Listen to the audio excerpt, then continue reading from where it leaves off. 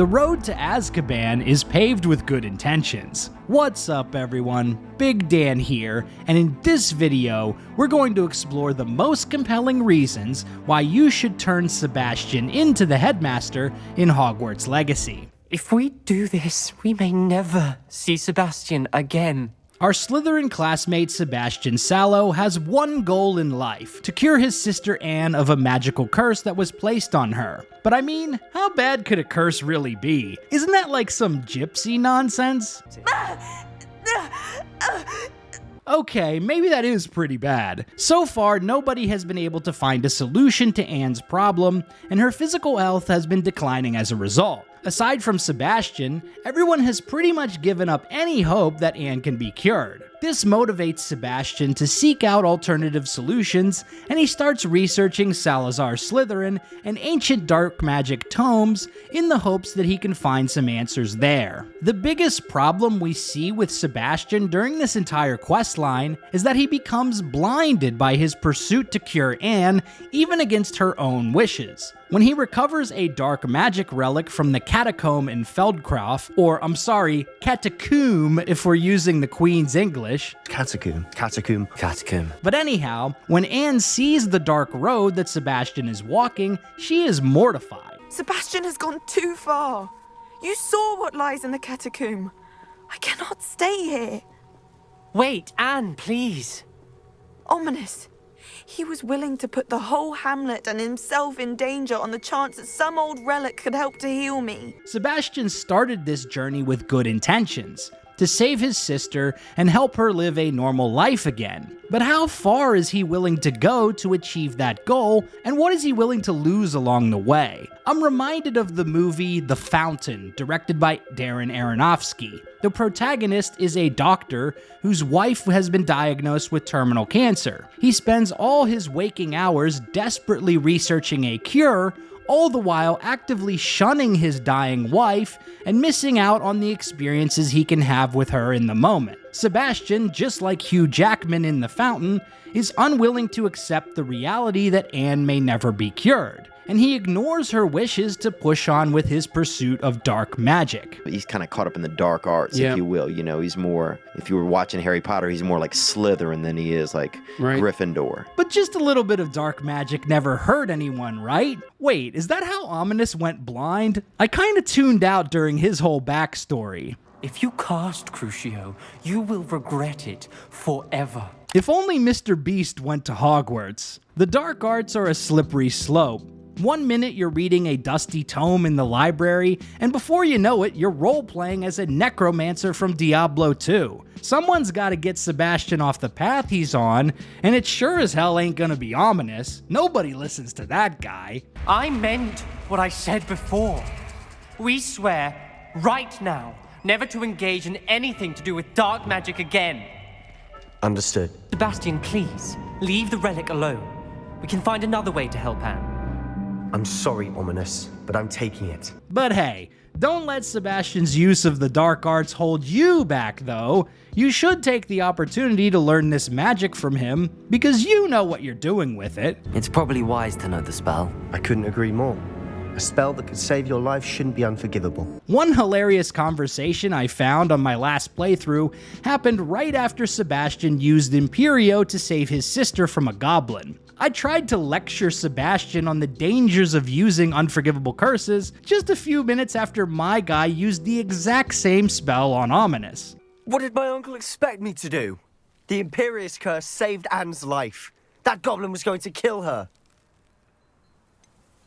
There was little time to react, but it was an unforgivable curse. How can you say that? You just used the Imperious Curse on Ominous. I did, but with his consent, Sebastian. It may seem an irrelevant difference, but it is a difference. And then there's the elephant in the room. You know, the whole Sebastian murdering his uncle thing. Not to speak ill of the dead, but I will say this. Solomon was a complete asshole. He's such a mean-spirited, close-minded, and overall dislikable guy. Remember the first time we met the guy?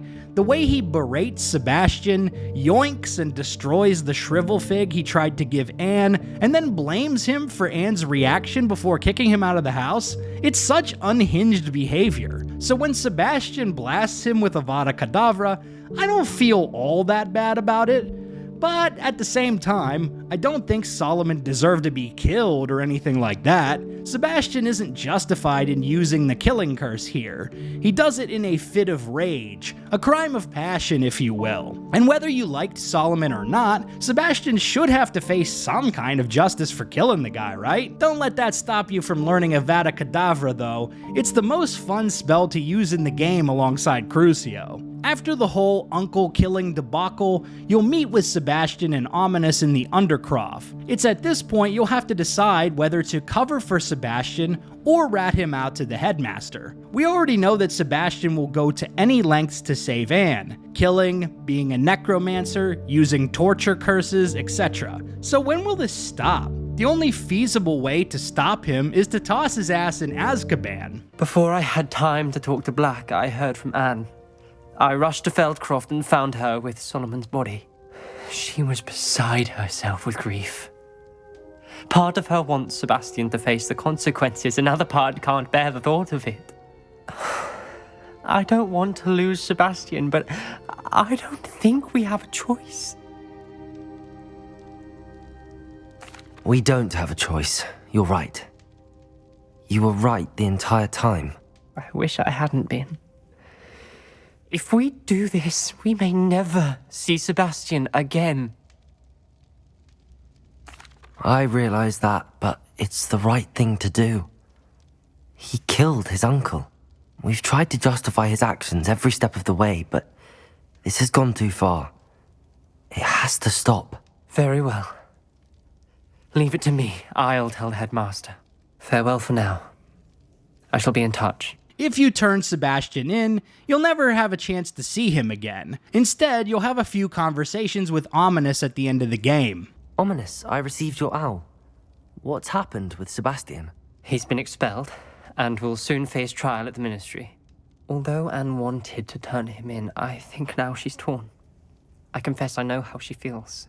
As much as we all wanted Sebastian to face the consequences of his actions. It will never be the same without him. Just standing here in the Undercroft without Sebastian feels wrong. Sebastian brought all of this on himself. We tried and tried to stop him. I want to learn the curse, and I think it's best if I cast it on you. I would have done the same, if I knew how. I could teach you. No time like the present. The killing curse won't be easy to master. As with all unforgivables, you have to mean it. We tried and tried to stop him. We did. I just wish things had turned out differently. Sebastian was my best friend. I can't imagine Hogwarts or anywhere without him. Wait a minute, is he talking about deleting himself?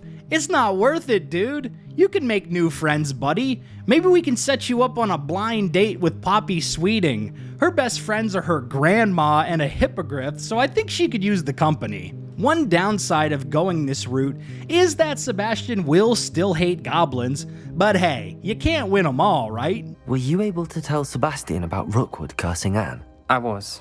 Black let me talk to Sebastian before he left. At first he wouldn't believe it. Then he realized it all made sense. Unfortunately, his anger only grew towards goblins and dark wizards. So there you have it. Why you should betray Sebastian and turn him in Hogwarts Legacy. If you liked this video, be sure to subscribe to Big Dan Gaming for more Hogwarts Legacy and RPG videos. Big shout out to all the channel members for supporting my content. Until next time, this has been Big Dan. I should go.